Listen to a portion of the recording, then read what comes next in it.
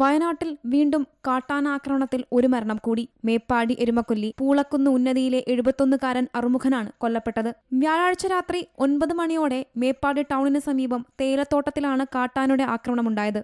ജോലി കഴിഞ്ഞ് വീട്ടിലേക്ക് മടങ്ങുന്നതിനിടെ അറുമുഖൻ കാട്ടാനയുടെ മുന്നിൽ പെടുകയായിരുന്നു. ഗുരുതര പരിക്കേറ്റ അറുമുഖൻ സംഭവസ്ഥലത്ത് തന്നെ മരിച്ചു. രാത്രി ഏറെ വൈകിയും വീട്ടിലേക്ക് തിരിച്ചെത്താത്തതിനെ തുടർന്ന് കുടുംബവും നാട്ടുകാരും നടത്തിയ തെരച്ചിലിലാണ് ഉന്നതിക്ക് സമീപത്തെ തേയിലത്തോട്ടത്തിൽ മൃതദേഹം കണ്ടെത്തിയത്. മരണവാർത്ത അറിഞ്ഞതോടെ നാട്ടുകാർ പ്രതിഷേധവുമായി രംഗത്തെത്തി. 9 വർഷം മുന്നേ എന്റെ അച്ഛൻ മരിച്ചു.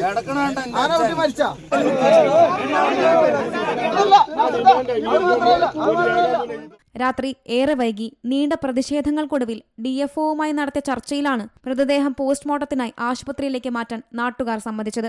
അതേസമയം കാട്ടാനാക്രമണത്തിൽ ഉന്നതി നിവാസി കൊല്ലപ്പെട്ട സംഭവം അതീവ ഗൗരവതരമെന്നും അറുമുഖന്റെ കുടുംബത്തിന് ആവശ്യമായതെല്ലാം ഉറപ്പുവരുത്തുമെന്നും വനമന്ത്രി AK ശശീന്ദ്രൻ വ്യക്തമാക്കി. വയനാട്ടിലെ ഇന്നലെ സന്ധ്യയ്ക്ക് ശേഷം അതിക്രൂരമായ ഒരു വേദനാജനകമായ ഒരു മരണമാണ് ആനയുടെ ചവിട്ടേറ്റ് ഉണ്ടായിട്ടുള്ളത്. അദ്ദേഹത്തിന് ഭാര്യയും ആരും ഇല്ലെന്നാണ് മനസ്സിലാക്കാൻ കഴിഞ്ഞിട്ടുള്ളത്. പക്ഷേ കുറച്ചു കാലമായി ഈ ഒരു സ്ഥിതിവിശേഷത്തിന് അയവ് വന്നുകൊണ്ടിരിക്കുകയായിരുന്നു. അങ്ങനെയാണ് നമ്മളെല്ലാവരും പ്രതീക്ഷിച്ചത്. പക്ഷേ അതിൽ നിന്നും നേരെ വിഭിന്നമായി ഇന്നലെ ഉണ്ടായ സംഭവത്തെ ഗൗരവത്തോടു കൂടിയാണ് കാണുന്നത്.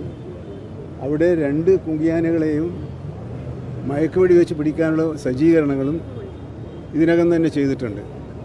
ആ കുടുംബത്തിന് ചെയ്യാൻ കഴിയുന്ന എല്ലാ സഹായവും സർക്കാരിൻ്റെ ഭാഗത്തുനിന്നുണ്ടാകും. ഞങ്ങൾ ജാഗ്രതയോടുകൂടി തന്നെ ഈ പ്രശ്നങ്ങളെ കാണുന്നുണ്ട്.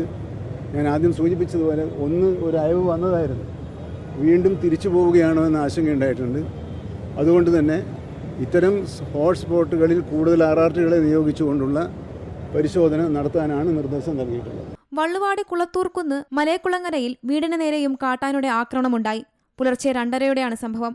ശബ്ദം കേട്ട് പുറത്തിറങ്ങിയ വീട്ടുടമയ്ക്ക് നേരെ കാട്ടാന പാഞ്ഞെടുക്കുകയായിരുന്നു. വീടിനകത്തേക്ക് ഓടിയതോടെയാണ് ജീവൻ രക്ഷിക്കാനായത്. കാട്ടാന ശല്യം രൂക്ഷമായതോടെ ഭീതിയിലാണ് പ്രദേശവാസികൾ. സീ മലയാളം ന്യൂസ്, വയനാട്. പുതിയ വാർത്തകളും വിശേഷങ്ങളും ഇനി വിരൽ തുമ്പിൽ. എല്ലാ ഡിജിറ്റൽ പ്ലാറ്റ്ഫോമുകളിലും ഇപ്പോൾ സീ മലയാളം ന്യൂസ് ലഭ്യം.